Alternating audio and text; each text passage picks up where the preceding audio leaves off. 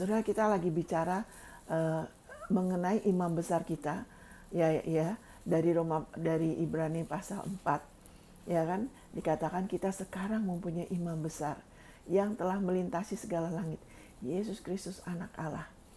Amin. Setelah itu, baiklah kita teguh berpegang pada pengakuan iman kita.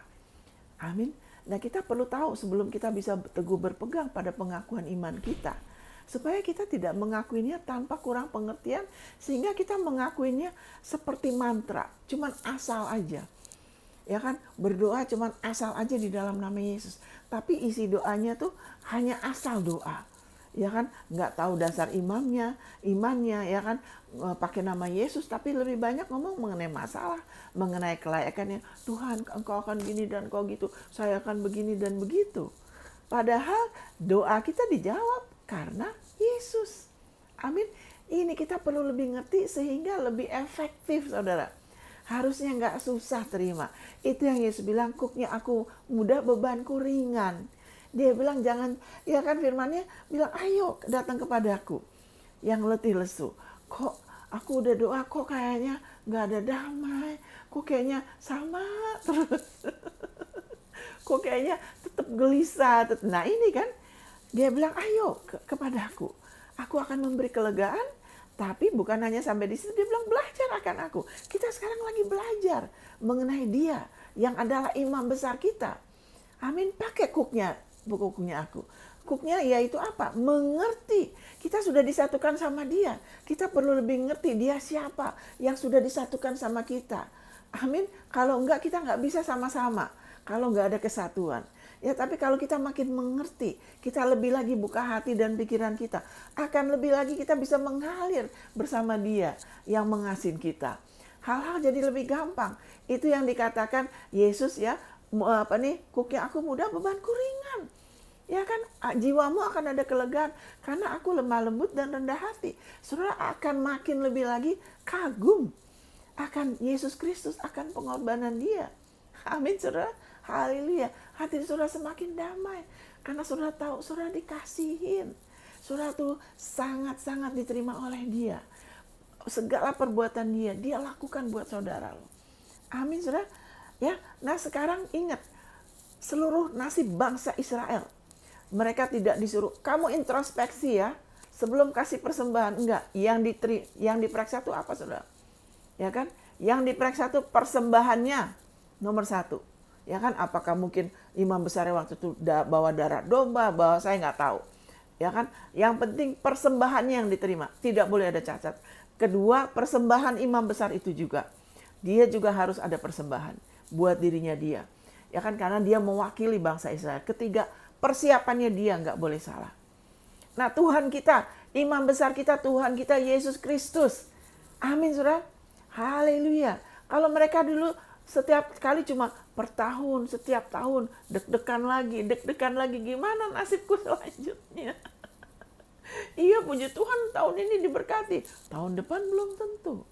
Terus kalau imam besarnya oke lah, dia imam besar yang baik, ya kan, 20-40 tahun, ya kan, udah gitu dia meninggal, ya berikutnya belum tentu.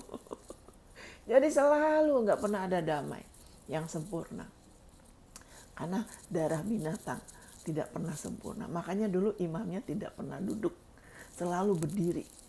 Karena karyanya tidak sempurna. Tapi imam besar kita, saudara, dia sudah melintasi segala langit. Kenapa dia sudah melintasin?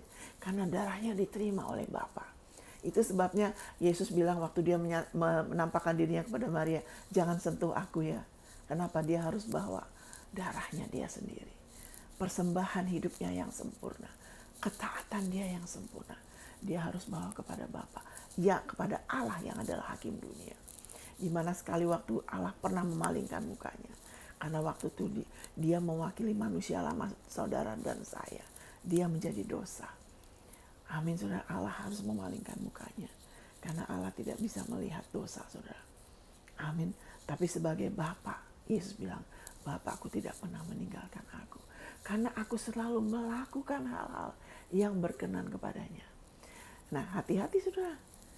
Jangan saudara pikir, aduh, Aku selalu beriman, itu sebabnya Allah selalu menyertai aku. No, itu Yesus. Yesus itu dibenarkan karena ketaatan Dia yang sempurna. Saudara enggak. Saudara dan saya dibenarkan karena iman. Kita beriman sama ketaatan Dia yang sempurna. Itu akan membuahkan apa? Ketaatan iman atas saudara dan saya. Kita akan jadi orang-orang yang taat, bukan orang-orang yang suka memberontak. Amin. Kalau kita percaya terus, kita mengandalkan kebenarannya Yesus, bukan perbuatan kita. Kita akan jadi orang-orang yang taat kepada Dia, kepada kehendak Dia. Itu buah, itu buah. Tapi kita, saudara dan saya, tidak dibenarkan karena perbuatan kita loh. Malah nanti tersandung, sakit hati, kecewa, marah. Kalau kita terus-menerus begitu, tunggu dulu, lagi kenapa ini? Harusnya kan terus-menerus ada damai dan bahan damainya harus bertambah. Kalau sering marah, cepat tersinggung, nggak mau ditegur, tanpa sadar. Mungkin lagi berdiri atas kebenaran sendiri. Tapi kalau kita lebih lagi sadar, saya dibenarkan. Ya kan walaupun kita sudah banyak buah, kita sudah lebih gimana, kita giat, kita suka melayani, kita suka memberi nolong orang. Tapi kalau kita tidak pakai itu, kita tidak berdiri atas perbuatan kita jadi orang gak gampang tersinggung, gak gampang marah, gak gampang sakit hati, ngambek atau apa enggak. Karena kita sadar itu cuma buah. Saya melakukannya, saya enjoy. Amin, Tuhan mengasihi saya kok. Saya dibenarkan karena Dia. Ingat saudara ya, Yesus mengatakan, Bapakku selalu menyertai aku. Dia menjawab aku karena aku selalu melakukan hal-hal yang menyenangkan Dia. Amin. Tapi kalau kita enggak ya, kita dibenarkan karena iman. Kita nggak bisa langsung, jangan coba-coba. Itu nanti tersandung. Kita dibenarkan karena kita terus pakai itu anugerah kebenaran kita. Anugerah, kita dibenarkan karena Dia. Itu adalah pemberian Dia. Kita nggak bisa bermegah atas kebenaran ini karena cuma hadiah. Gimana saudara mau bermegah atas sesuatu yang cuma dikasih ke saudara? Amin, saudara. Dan itu hadiah yang dahsyat sekali. Kita nggak bisa pernah bermegah loh. Amin, saudara. Haleluya. Jadi Tuhan Yesus bilang gitu. Dia selalu mendengarkan aku. Karena aku selalu melakukan hal-hal yang menyenangkan Dia. Amin, Tuhan Yesus. Karena Dia imam besar kita. Makanya Dia bawa itu. Buah ketaatan Dia, persembahan Dia. Hidup Dia 3,5 tahun. Untuk siapa saudara? Ya kan, untuk saudara dan saya. Supaya Dia bisa jadi perantara saudara dan saya yang sempurna. Selama-lamanya loh. Sekarang dan selamanya. Amin saudara ya. Saya ada sukacita ngomong begini. Karena Roh Kudus, Roh kebenaran. Mengurapin saudara. Bahwa itu benar. Nasib kita diwakilin oleh perantara kita. Yesus adalah imam besar kita. Nasib kita diwakilin oleh Dia. Amin saudara. Jadi Yesus bawa darahnya sendiri. Dia bawa ketaatan Dia 33,5 tahun. Dia melakukan itu semua. Dia diganjar, diludahin. Saudara, kalau dia orang yang lemah, ya bisa aja. Dia enggak loh, dia punya kuasa. Dia bilang, aku bisa minta Tuhan, Bapakku kirim legion. Karena dia taat, dia bisa saudara. Tapi dia menyerahkan hak itu. Enggak. Aku mau serahkan tubuhku sebagai persembahan. Ya kan, supaya apa? Supaya saudara dan saya selama-lamanya ya kan terjamin di hadapan Bapa. Nasib saudara dan saya selama-lamanya terjamin. Amin saudara. Dia nggak usah melakukannya untuk dirinya dia, karena dari sononya Yesus sudah benar. Dia ada di surga. Dia firman Allah yang hidup, dia kebenaran, dia tidak perlu melakukan ini itu supaya benar. Amin, saudara. Dia tidak perlu melakukan ini itu supaya Tuhan Bapak begini dan ini. Dia melakukannya untuk saudara dan saya. Amin. Karena Dia mau menggenapi hukum Taurat buat saudara dan saya, sehingga Dia layak menjadi imam besar. Karena imam besar itu persiapannya harus benar, tidak boleh ada salah sedikit pun. Karena ingat, begitu ada kesalahan langsung kena penghakuman, mati dia.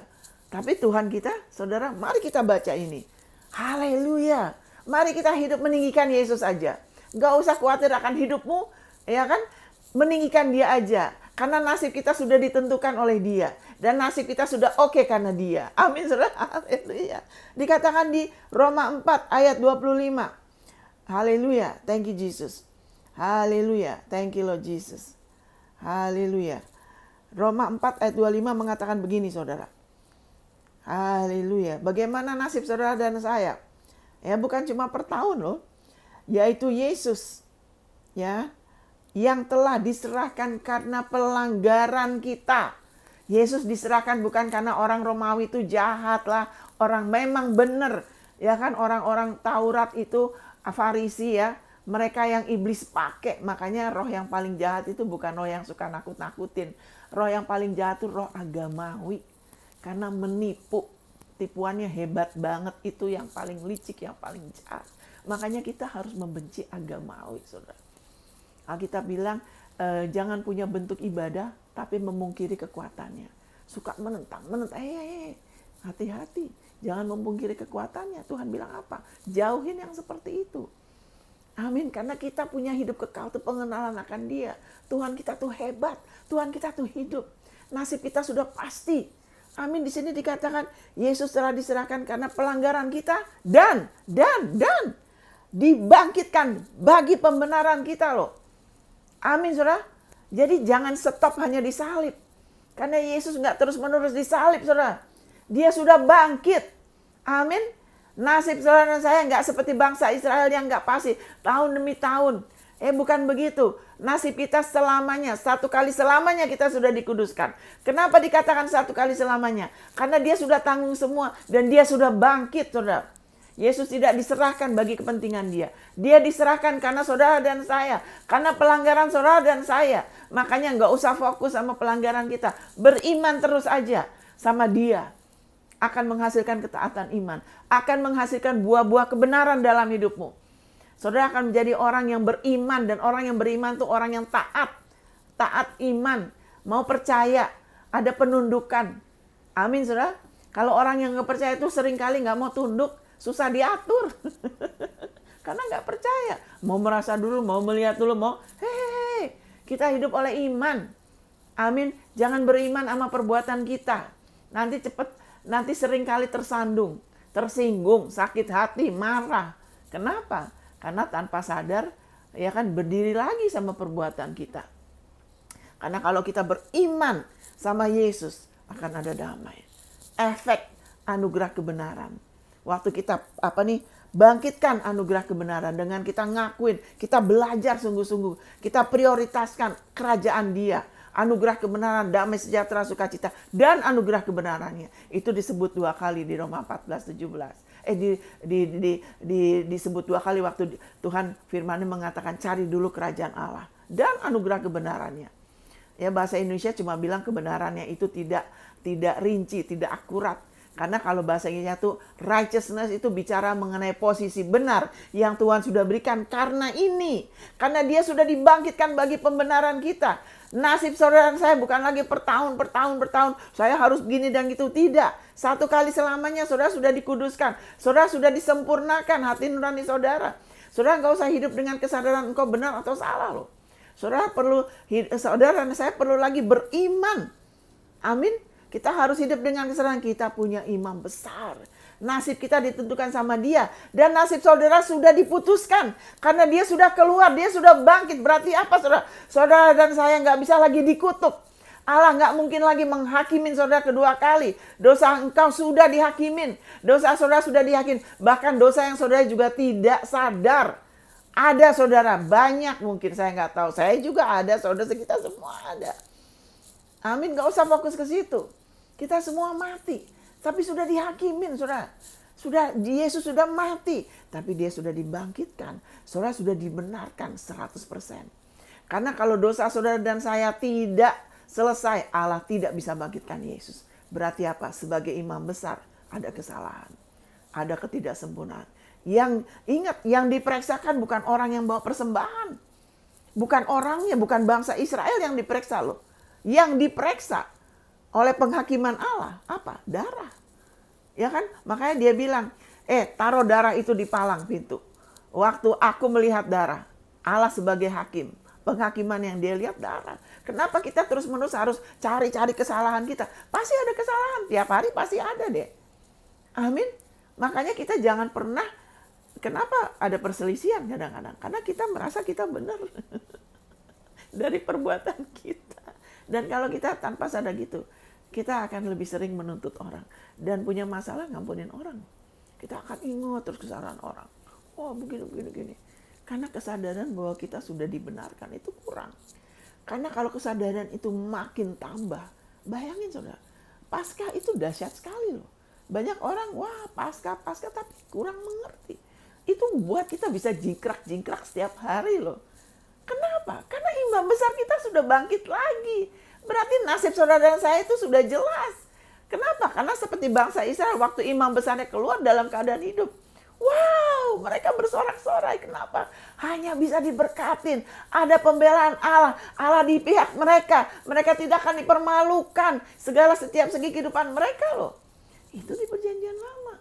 Kenapa sekarang anak-anak Tuhan malah susah? Karena diseret lagi, ya kan, kepada perbuatan manusia. Kamu harus introspeksi. Di mana letak kesalahanmu? Memangnya gampang masuk surga? Loh, nasib kita kan ditentukan sama siapa? Memang sekali waktu kita harus berdiri bertanggung jawab, ya kan? Dengan apa yang kita terima. Tapi ingat waktu itu di khotbah saya sebelumnya, tanggung jawab kita yang utama apa? Kita orang benar, kita hidup oleh iman loh. Tidak pindah dari iman ke perbuatan. Karena dikatakan biarlah ini jadi pewahyuan dalam diri saudara.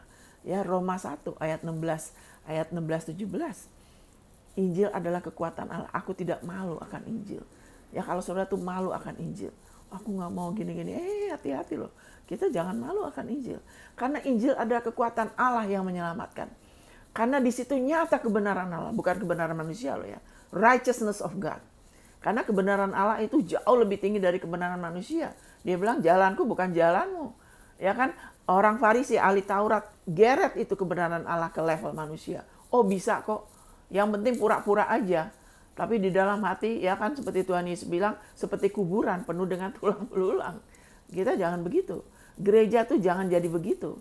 Kita benar-benar mau jujur satu sama lain. Kita lagi bertumbuh. Kita jangan cuma pura-pura. Padahal benci, ya kan, menghindarin, nggak mau membereskan hubungan kita. Ada orang-orang kalau udah sakit hati nggak mau dihubungin, ya kan, nggak mau dihubungin, udah langsung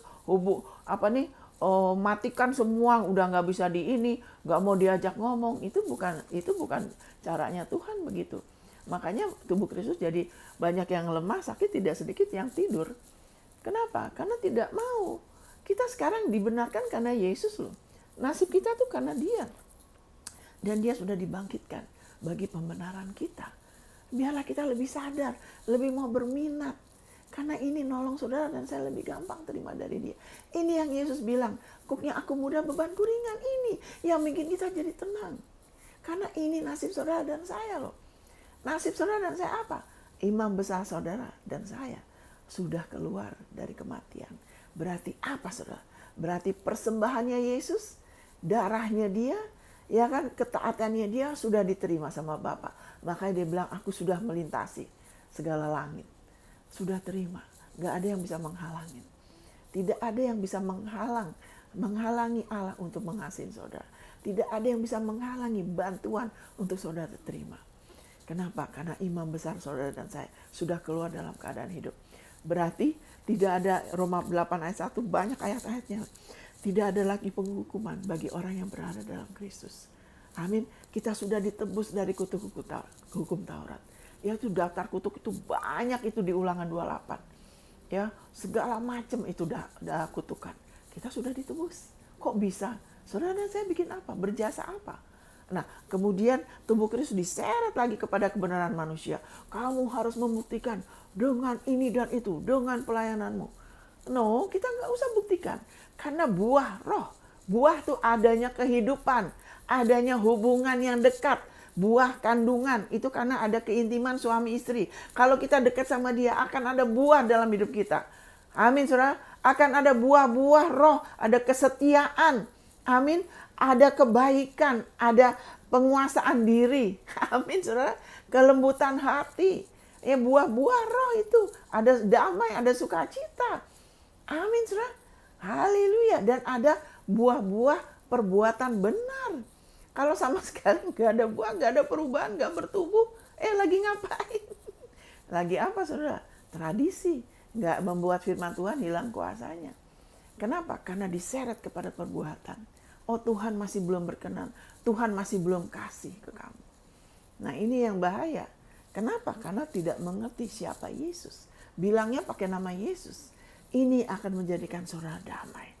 Bagaimana dia sudah dibangkitkan. Bukan hanya dibangkitkan. Allah tidak bisa bangkitkan Yesus loh ya. Kalau Yesus tuh ada cacatnya. Dia ada salah di mana. Allah nggak bisa bangkitkan Yesus. Berarti apa? Saudara dan saya nggak pernah bisa masuk surga. Nggak akan pernah bisa diterima oleh Allah. Nggak bisa dilahirkan. Allah tidak bisa melahirkan saudara dan saya. Ya kan, kalau ada cacatnya. Berarti Yesus tuh masih terus-menerus di neraka. Tapi kan enggak. Amin. Yesus sudah dibangkitkan. Bukan karena dia anak Allah. Nah itu kadang-kadang, makanya jangan hidup hanya dari perkataan pendeta. Baca sendiri ayatnya, saudara. Saya juga pendeta, menghormati pendeta. Berdoa bagi pendeta-pendeta. Jangan ngomongin yang jelek. Karena saudara dan saya juga diberkatin. Saya juga berdoa untuk pendeta-pendeta yang memberkatin saya. Saya menghormati mereka, saya dukung mereka loh. Amin, saudara. Karena kita harus mau rela, menerima, untuk mau diajar. Tapi kita jangan hidup dari perkataan pendeta. Baca sendiri, renungkan sehingga menjadi hidup. Karena firman-Nya adalah roh dan hidup, saudara. Amin. Roh dan hidup, makanya akan ada buah. Kenapa beberapa orang baca buku rohani kok nggak ada buahnya? Karena tidak dimakan, tidak cukup, tidak diterima dengan iman yang aktif. Jadi cuma sampai di sini doang, jadi seperti informasi aja. Cuma setuju di sini tapi tidak cukup, tidak dengan iman. Hanya karena saudara baca buku rohani bukan berarti saudara percaya. Karena kalau percaya berarti akan ada tindakan setelah baca. Betul nggak? Karena cuma baca-baca, tindakannya nggak berubah, nggak ada buah, berarti apa? Cuma setuju secara pikiran, cuma sampai di sini, belum sampai di sini. Kalau benar-benar percaya akan ada tindakan, akan merubah. Kita harus mau rela, terus percaya. Injil adalah kekuatan Allah yang menyelamatkan. Ada kuasa yang menyelamatkan di dalam Injil kasih karunia. Di ayat ini ada kuasa yang menyelamatkan jiwa saudara saya. Yang membuat jiwa saudara dan saya lebih tenang. Berhenti fokus sama diri kita. Berhenti menganggap diri kita benar. Berhenti suka membela. Gini-gini. Nggak mau ditegur. Kenapa? Karena takut. Karena menganggap teguran itu seperti hukuman atau penolakan. Kita nggak usah takut ditegur. Baru-baru ini ada orang negur saya terima. Nggak enak, tapi saya terima. Iya, ini udah waktunya nih. Saya perlu ini lebih lagi. Saya terima. Lebih baik orang itu tegur saya daripada manis-manis di depan, di belakang ngomel-ngomel. Saya menghargai kejujuran orang itu. Amin, saudara. Kita orang bijak mau ditegur, saudara. Karena kita lagi dipersiapkan untuk peningkatan. Untuk kita berubah. Amin, saudara. Jadi Yesus sudah dibangkitkan. Dia tidak dibangkitkan karena dia anak Allah. Allah itu hakim loh ya. Dia harus lihat darah loh. Dan darah itu nggak boleh cacat, saudara. Kalau ada cacatnya, ya makanya dia bilang orang Israel waktu anak-anak sulung mau firman Tuhan bilang nanti malam aku akan lewat. Ya kan, aku kalau ada darah dia bilang aku lewat. Kenapa? Berarti sudah ada yang mati. Saudara, Yesus sudah mati bagi pelanggaranmu. Saudara tidak usah tanggung lagi kesalahanmu. Jangan suka hidup menyesalin.